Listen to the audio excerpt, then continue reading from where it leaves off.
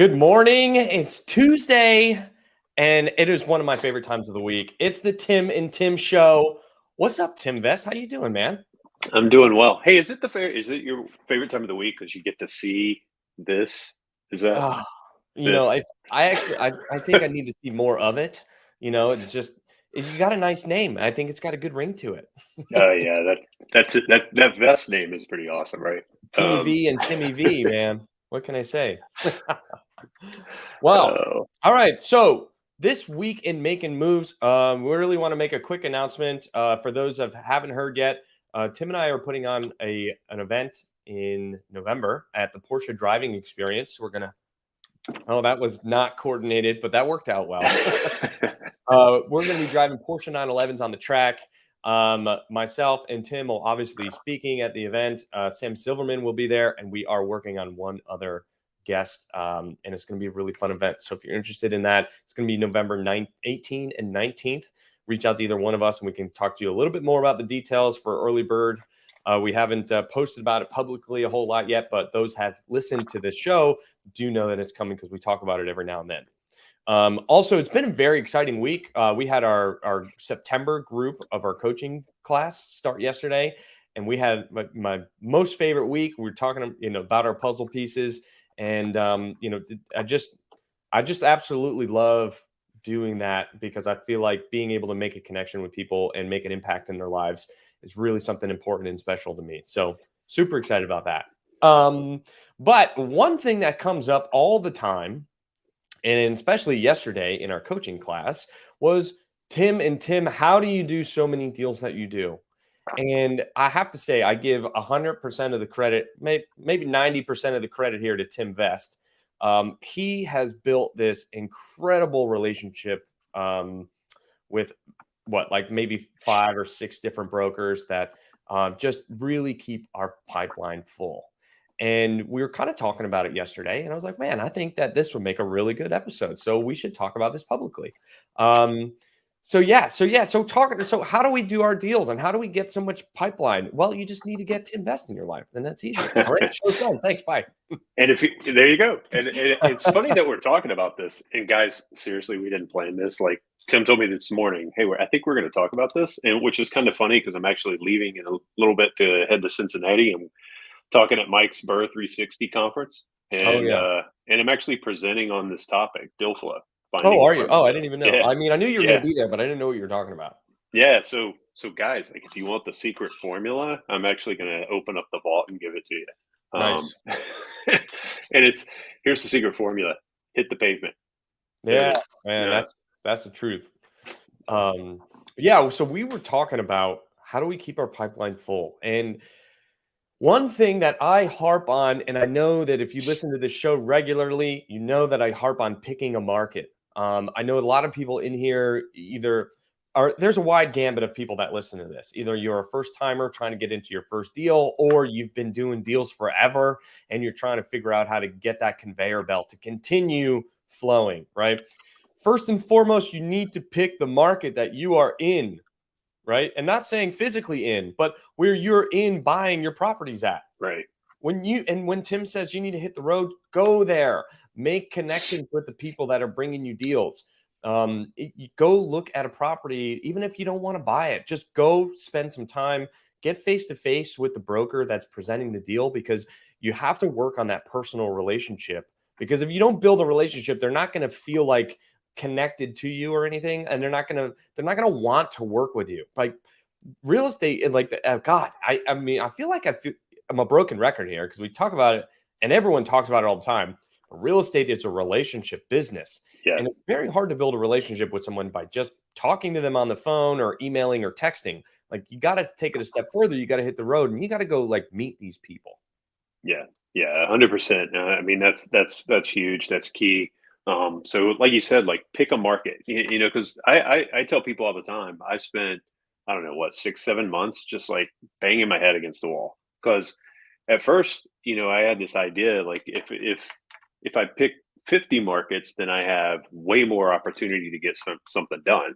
The problem is I don't know jack squat about any particular market. I know the high level, what you can Google in 5 seconds, that kind of thing, but I don't know street by street. And I'll tell you, the one that kind of gave me that aha moment, and this isn't a knock on this market, it's just a knock on me and my inability to understand it, was Memphis, Tennessee.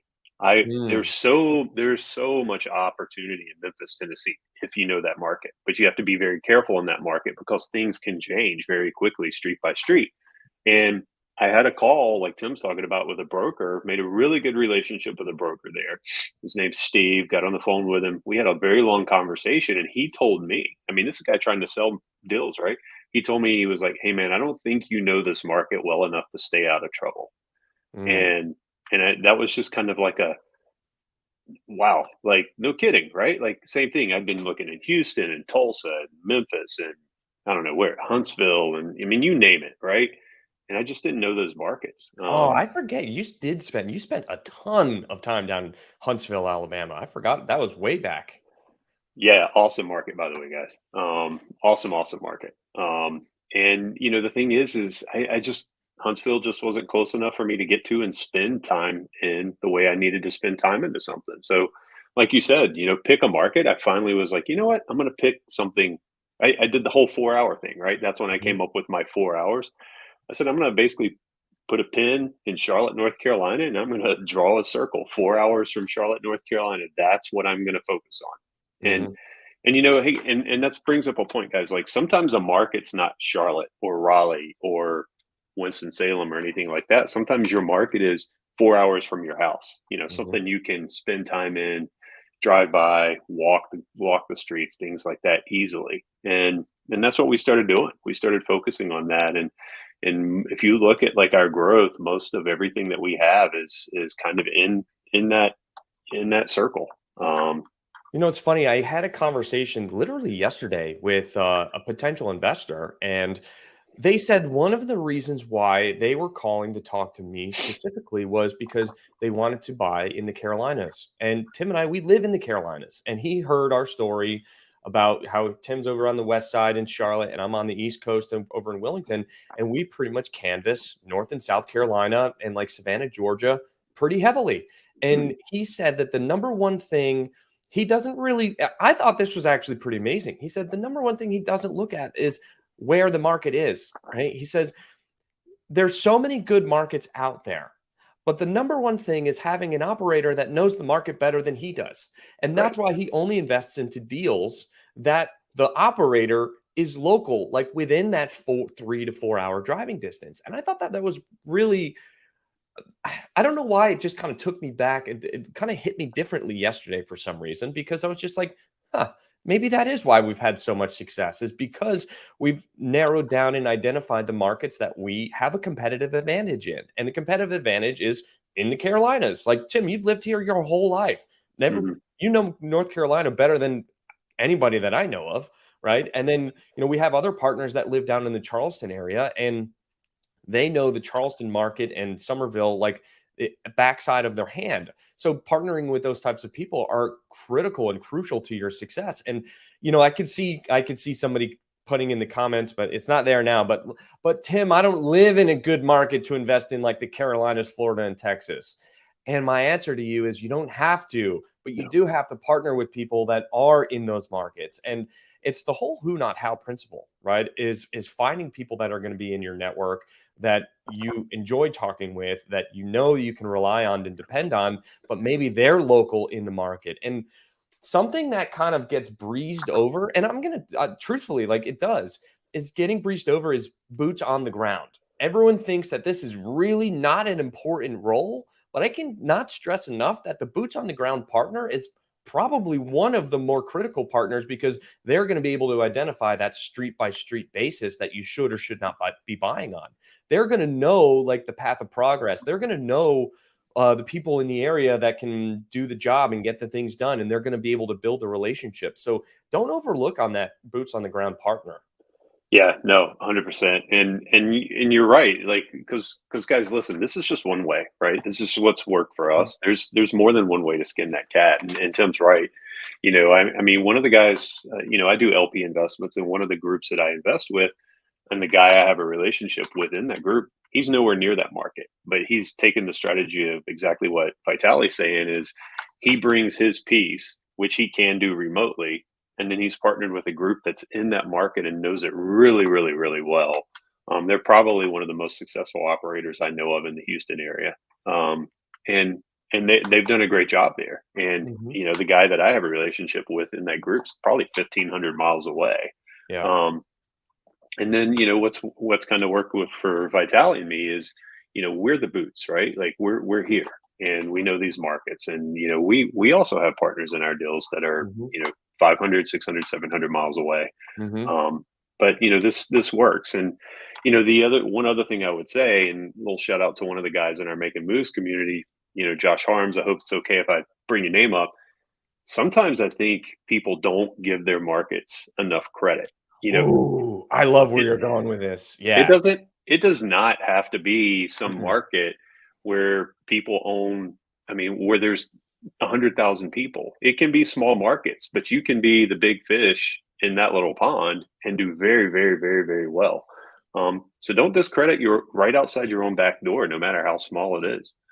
It's funny that you bring that up because I love that the path that this conversation is about to go down with that, because I think that the international investor I was talking with is specifically talking about a scenario like that.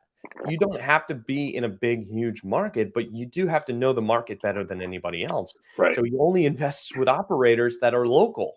And Josh Harms, great example of small town guy that's a big fish in a small pond, right? Because he's now that he's kind of built a reputation and a track record for himself, he people bring deals to him. He attracts money and deals to him, and he's able to sell or finance almost everything he touches. It's rather remarkable, and I'm a little envious because I want to do something like that as well. But it's just a different opportunity, right? Because there's so many ways to make money in this industry.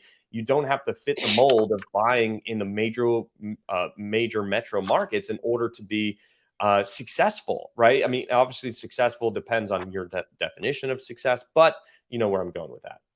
Yeah. Um, Yeah. I mean, and it's, there's opportunity everywhere. You just got to know it well enough to find it. That's, and, Josh is a huge example of that. And, all credit to that guy, because man, he's a go-getter. But you're absolutely right. I mean, it's okay to find some of the stuff in the smaller markets. You just got to understand it. And then you got to understand the people that you're going to try to partner with to get it done. Like we have something right now that is sitting in the Carolinas that we're closing on here in a few days. That's in a smaller market. And I will say that folks outside of the Carolinas struggle to kind of understand how mhm. stable a deal it is.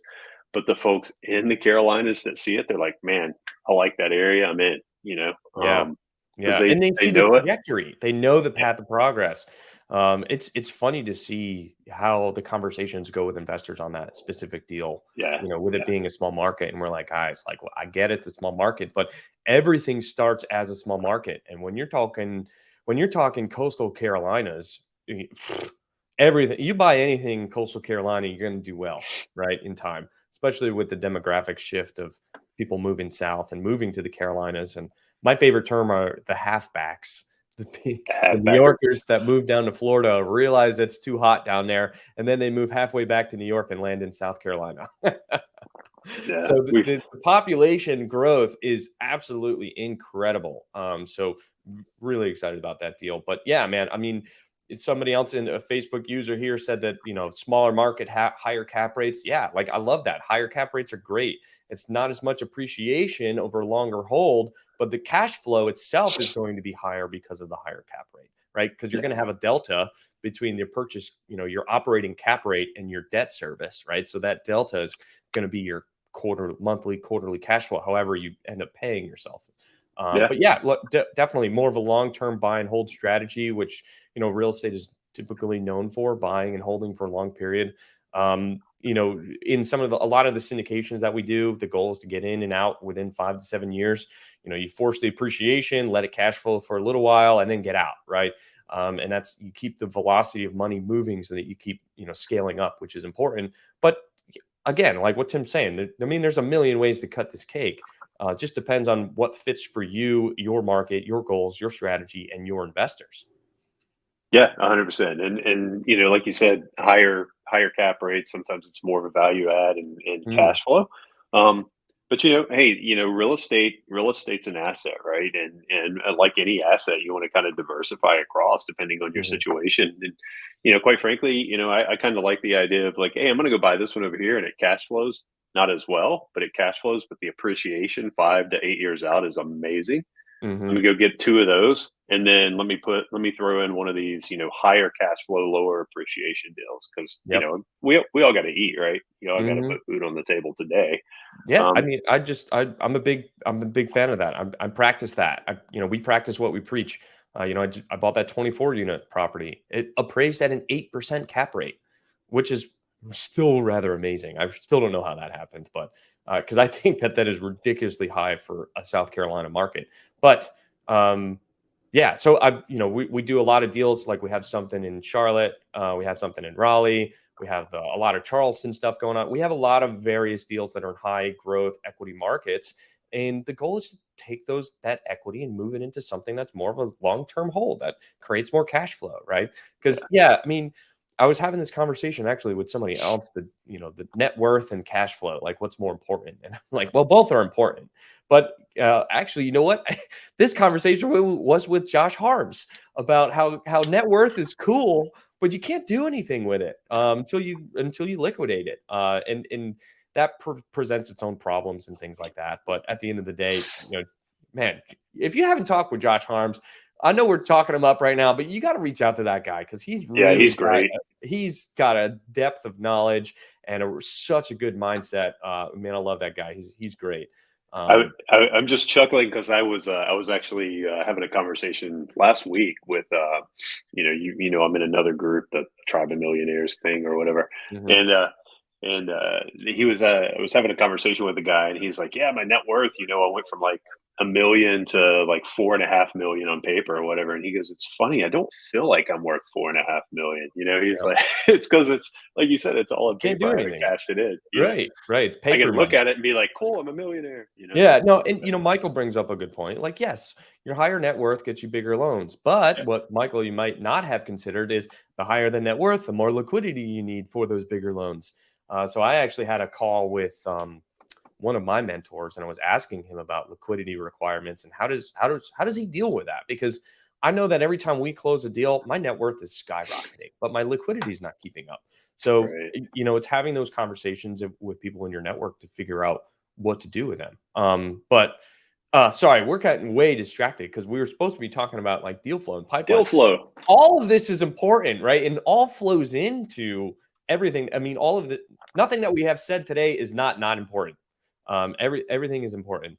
I can kind of get distracted though when we start talking about other But things. But but yeah, deal flow. Pick your market. yeah, When you pick a market, and guys, like look at it as a long term thing. Like if you're in this thing for 10 years, you don't have to stay in the same market for 10 years because we're expanding. it's cyclical. We'll yeah, we're expanding. So we started here, we did a bunch of things here, and now we're starting to creep out into more like the 6 hour range, right? Like 6 hours Mhm. out of this circle. And it's because we've created, we're getting efficient within the 4 hour circle. So we're expanding out a little bit. And now we're starting to learn some new markets, but we're spending time in them and we're getting to know them while we keep the same relationships in the Carolinas and stuff really, really tight. Mhm. And that's one of the biggest things that I kind of tell folks all the time is, hey, when you build those relationships, prioritize them. So when you see a call come in from them, Yes. make sure you take it. Or if you can't take it right then and there, make sure you follow up with them. Don't let it Ooh, hang out there. one You know. thing that I liked that I actually did was when people like calls that come in that I know I need to answer, I changed on my iPhone how you can hit message, you can change the different script responses. Instead of I can't talk right now, I made it a little more personal so it Mhm. feels better when somebody receives that text. But my response to people, and normally this is the case, is hey, I'm on the other line. I'll call you back when I'm freed up, or something along those lines, right? Yeah. Because I don't want people to feel like I'm hitting the FU button and send them right to voicemail. But I do want them to acknowledge that, hey, I realize that you called. I'm sorry, I'm busy right now, but I will call you back. I think that that's important because you're trying to maintain those relationships or at least build those relationships with people.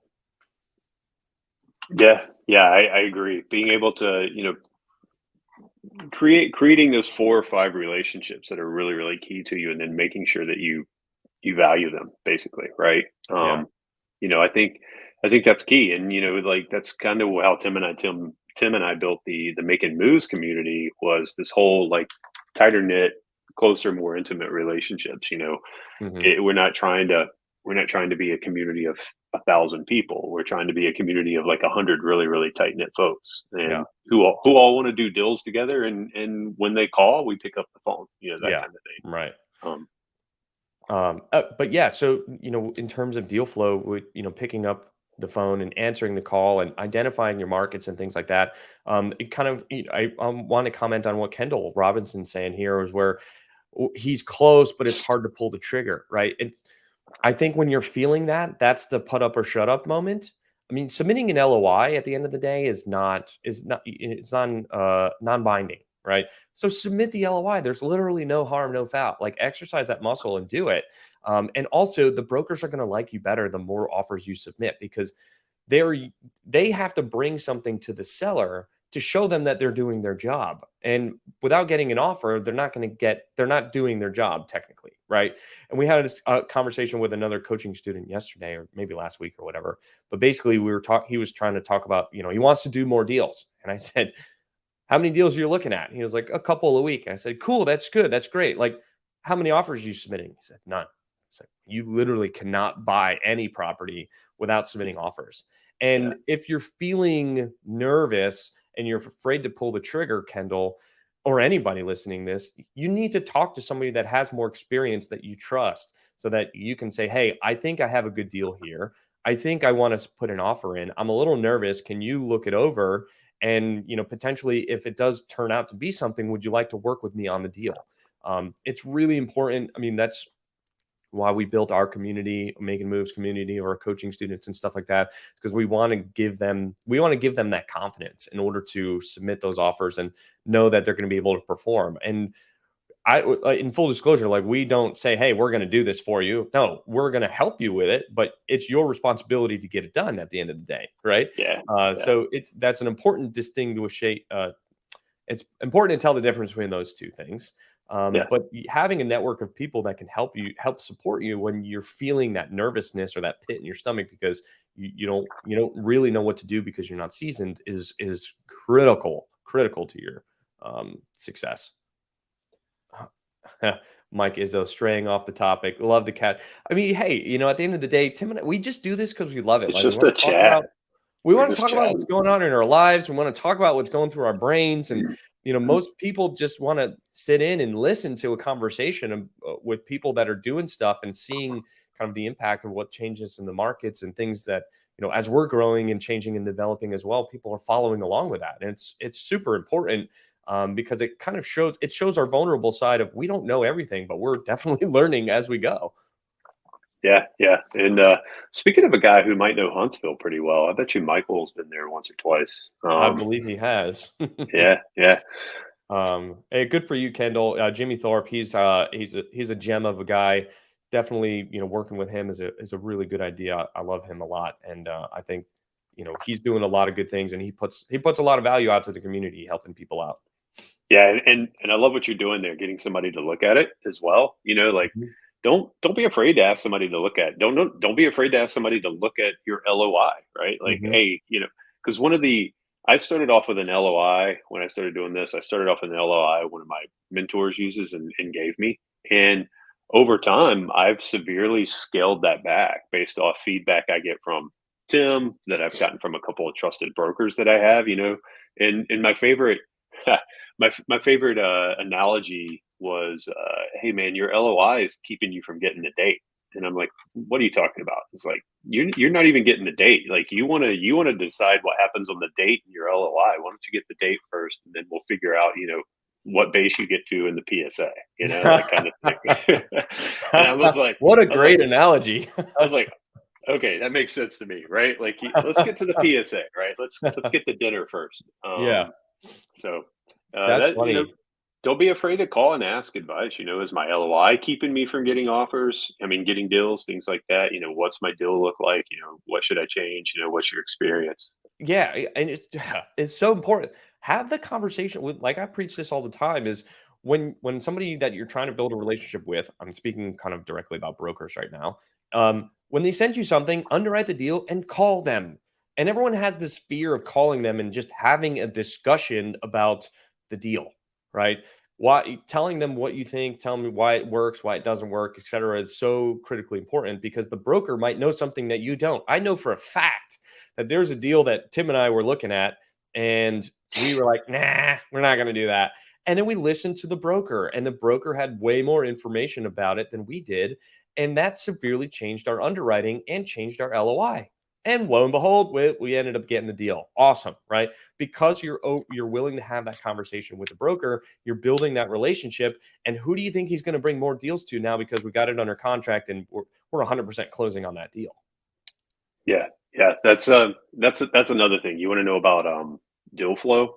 Be a closer. That's one of Be a the biggest closer, things. yeah. Be a And closer. if you're not yet, partner with somebody that is, because you can say, hey, like, all I did was find the deal. This is the guy you got to be looking at. He closes everything. Yeah, yeah, because the biggest things you can do for yourself, best things you can do for yourself is when you get a deal under contract and you're working with that broker, that's how brokers get paid, right? So Yep. close, make their life easy. And if you make their life easy, you're going to be the first person they call when the next deal comes up before it even hits the market. Hmm. We got brokers now who call us that we have relationships with that call us when they're driving to a property to talk to the seller about if they even want to sell it. Yeah. They're like Those are the they're like best. I'm driving down here. I'm looking at this property. It's 42 units, and I think this guy might want to sell it. If you, or would you be interested in this market? So before he even gets the agreement to list it, they're like, "Would you guys be interested if I get this?" You Yeah. those are awesome conversations, That is a really awesome and conversation. it's I have to and say, yeah. yeah, and it's a little symbiotic too, right? It's like if we say, "Hell yeah, I'll take a look at that," then the broker can walk on that property and tell the sellers, like, "Hey, I already got guys lined up to look at this thing." Yeah. And So be confident when he's saying that. It was like, it's yeah, not a lie because I've had that conversation and they said that they were interested in this market and they would definitely take a look at it. So, that changes the whole conversation across the line because, the whole confidence thing. Like when you go in there and you're confident about what you're able to do and being able to perform on what you say you're going to do you have a little bit of a different strut to you, right? I mean, because you're confident. The same thing goes for the broker when he's talking to sellers, right? If he goes, "No, man, I got a buy. I know the perfect buyer for this property. If you let me sell it, I promise you it'll be sold." Right? It just changes the dynamic. yeah, yeah, 100%. So, guys, like again, know your market, make those relationships, and be a closer. Yeah. Those are there's there's a couple more steps I would throw in there if you really really want to keep that deal flow pipeline going. We'll talk about that another time. There's the teaser, right? Like tune in Yeah. next There week. you go. Tune in next week. Take the bait. Yeah, but there's because it really is. It's a will. You want to It is. create a will that's feeding that funnel, and it all starts to feed itself. And when everybody talks about that hockey stick, your business taking off, or deal momentum. That's why Yeah. it all starts to feed on itself. You do more deals, you get known as a closer. You make more relationships, you get more deals, you close more deals. It all feeds on itself. Yeah. And the biggest thing is like relationships don't happen overnight. No, Tim Vest worked all of 2020 building relationships with these brokers. And, it was a year and a half of follow up until something actually culminated that we were able to do something with. And then once we did, that changed everything because it's like, man, I've been watching you grow and talking to you for the last year and a half. And now I see what you're capable of. Everything that you've said over the last year is true. And now you've shown it and you've proven to me is true. And then that's when that hockey stick growth continues to happen because there's this misconception that there's no good deals out there. No, there are tons of good deals out there. You just don't have the right relationships with people that have those deals. yeah, yeah. It was a year and a half of gourmet cookies, high dollar bourbon, and good wine. Mm, mm, those mm. those go a long way, man. It Showing does, people man. It's showing thoughtfulness. people you appreciate them, right? Right. Yeah. Cool. All right, guys. Well, that's a quick show today. Well, I guess not quick. It's right on time. We get this question all the time about what are we doing to keep our pipeline full. To fully summarize this, we're not doing anything special. We're just talking to people. We're building relationships. We are focused on our markets and nowhere else. We don't have shiny object syndrome. We know what we want, and brokers appreciate that. We tell them exactly who we are. We are value add multifamily investors. And when I'm having a conversation with a broker and it's this brand new Class A build, I'm like, dude, I'm not your buyer for a product like that. I'm not like a stabilized, like I need the value add in order to meet investor metrics. So, don't put anything in front of me that's not a value add, and I won't waste your time with anything that's not either. It Right. goes both ways, two-way street. Yeah. So, So, all right, all right, guys. guys. Yeah, good luck. Hope if you're at the event in Cincinnati this week, Mike Ely's, go up and say hi to Tim Vest. I'm sure he'll want to shake your hand and say hello. But otherwise, we will talk to you next week. See All ya. right, guys. Have a great week.